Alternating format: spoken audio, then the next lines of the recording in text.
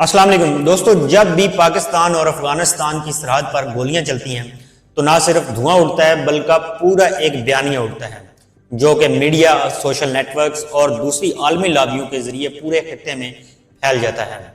آج امت مسلمہ کو سب سے بڑا خطرہ اب کسی بیرونی فورس سے نہیں ہے بلکہ اپنے اندر ایسے لوگوں سے ہے جو اسلام کا نام لے کر اسلام کو بدنام کر رہے ہیں۔ اور جب ہم اس فتنہ کی جڑ کو تلاش کرتے ہیں تو ایک بار پھر انگلی اٹھتی ہے ایسے دو ملکوں کے اوپر جو کہ اس خطے کے انتشار کو اپنے فائدے کے لیے استعمال کر رہے ہیں۔ اسلام نے ہمیں بہت پہلے خبردار کر دیا تھا کہ آخرت میں نبی کریم صلی اللہ علیہ وسلم نے فرمایا کہ آخرت میں ایک ایسی قوم اٹھے گی جو کہ قرآن تو پڑھے گی لیکن قرآن ان کے حلق سے نیچے نہیں اترے گا۔ وہ اسلام سے ایسے نکل جائیں گے جیسے تیر شکار میں سے نکل جاتا ہے۔ یہ ظاہراً تو نیک، پرہیزگار اور متقی نظر آتے ہیں لیکن ایمان ان کے دلوں میں نہیں ہوتا۔ ان کا مقصد دین کا بول بالا نہیں ہوتا بلکہ اسلام کو بدنام کرنا۔ یہ وہی لوگ ہیں جنہیں ہم آج فتنۃ الخارج کے نام سے جانتے ہیں۔ یہ بظاہر تو لقطے پرہیزگار، متقی اور نیک لگتے ہیں لیکن اصل میں اسلام اور دین ان کے دل میں نہیں ہوتا۔ ان کا اصل مقصد اسلام پھیلانا نہیں ہوتا بلکہ امت کو آپس میں تفریق کرنا اور ایک تفرقہ پھیلانا ہوتا ہے۔ یہی سوچ آج کے نئے زمانے میں ایک نئے چہرے کے ساتھ زندہ ہے، داعش تکفیری گروہ اور آن لائن شدت پسند نیٹ ورک کی صورت میں۔ یہ فتنہ اب صرف میدان جنگ تک محدود نہیں رہا، اب اس نے ڈیجیٹل سرحدوں پر بھی قبضہ کر لیا ہے۔ سوشل میڈیا پلیٹ فارمز پر ایسے اکاؤنٹس، ویڈیوز اور پیجز تیار کیے جا رہے ہیں جو اسلام کے نام پر نفرت کو اور تشدد کو فروغ دیتے ہیں۔ ہزاروں جعلی پیجز اور روبوٹک اکاؤنٹس اور میڈیا نیٹ ورکس چلائے جاتے ہیں جن کا مقصد صرف ایک ہے، مسلمان کو مسلمان کے ساتھ بھڑکانا۔ دوستو، بی بی سی کی کچھ رپورٹس کے مطابق انڈین کرونیکل نامی ایک نیٹ ورک کی طرف سے بہت ساری جعلی ویب سائٹس اور جعلی نیٹ ورکس بنائے گئے جن کا مقصد صرف پاکستان اور دوسرے اسلامی ممالک کے خلاف پروپیگنڈا کرنا تھا۔ ان کا مقصد صرف ایک ہی تھا کہ اسلام کو اسلام کے ساتھ لڑوایا جائے اور اپنے مقاصد تک پہنچا جائے۔ اس طرح اسرائیل اور دوسری ڈیجیٹل فرموں پر یہ الزام لگایا گیا کہ انہوں نے عالمی سطح پر بہت سارے اسپائی اور سوشل میڈیا مانیٹرنگ ٹولز فراہم کیے تاکہ عوامی رائے اور مذہبی تحریکوں کو کنٹرول کیا جا سکے۔ دفاعی اور ٹیکنالوجی کی شراکت کے ذریعے اثر و رسوخ پیدا کیا گیا جس کے نتیجے میں جھوٹے بیانیے زیادہ تیزی سے پھیلے۔ بھارت اور اسرائیل دونوں نے اپنے مفادات کے لیے ایسے ٹولز اور فرمیں اور ڈیٹا پلیٹ فارم استعمال کیے جو مذہب کے نام پر نفرت کو بڑھا رہے تھے۔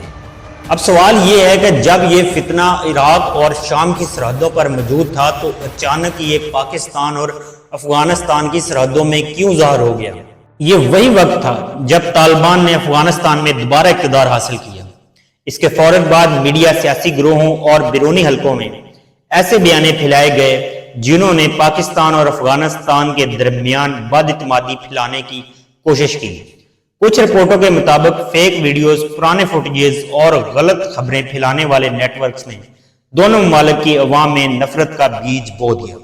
دوستو، یہ وہی خارجی ذہنیت ہے جو اسلام کے نام پر اسلام دشمنی کرتی ہے اور اب یہی ذہنیت ڈیجیٹل جہاد کے پردے میں آ رہی ہے۔ جب عراق اور شام کے اندر کچھ داعش کے جو جنگجو ہیں ان کو گرفتار کیا گیا تو ایک چونکا دینے والا انکشاف ہوا۔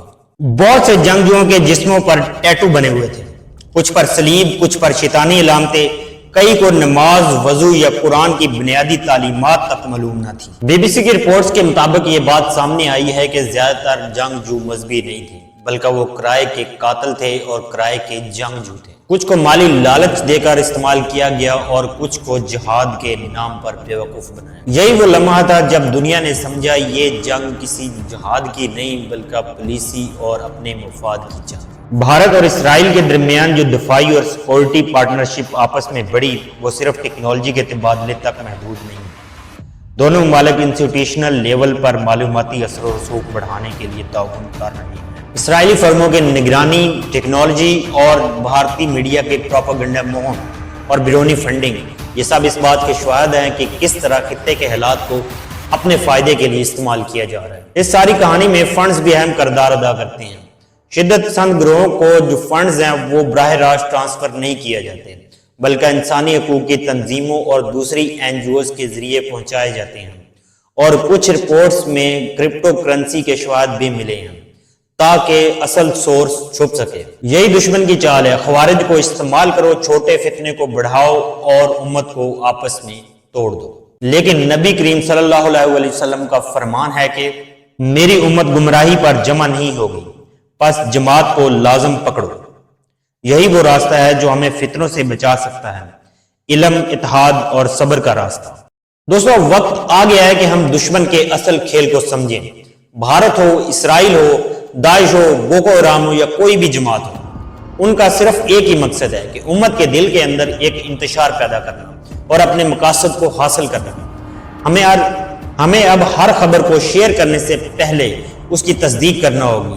ہر ویڈیو کو شیئر کرنے سے پہلے دیکھنا ہوگا کہ آیا یہ ویڈیو اصلی ہے، نقلی ہے یا ایک دشمن کا پروپیگنڈا ہے۔ یہی فتنۃ الخوارج ہے، جو پہلے تلوار سے جنگوں میں لڑتا تھا، اب الفاظ سے سوشل میڈیا اور دوسرے پلیٹ فارم پر ہمیں بدنام اور ہمارے اندر ایک انتشار پیدا کرنے کی کوشش کر رہا ہے۔ دوستو، اگر ہماری یہ ویڈیو آپ کو پسند آئی ہو، انفارمیٹو لگی ہو تو ہمارے چینل کو سبسکرائب کریں اور ویڈیو کو لائک کر دیں۔ بہت بہت شکریہ، ملتے ہیں اگلی ویڈیو میں۔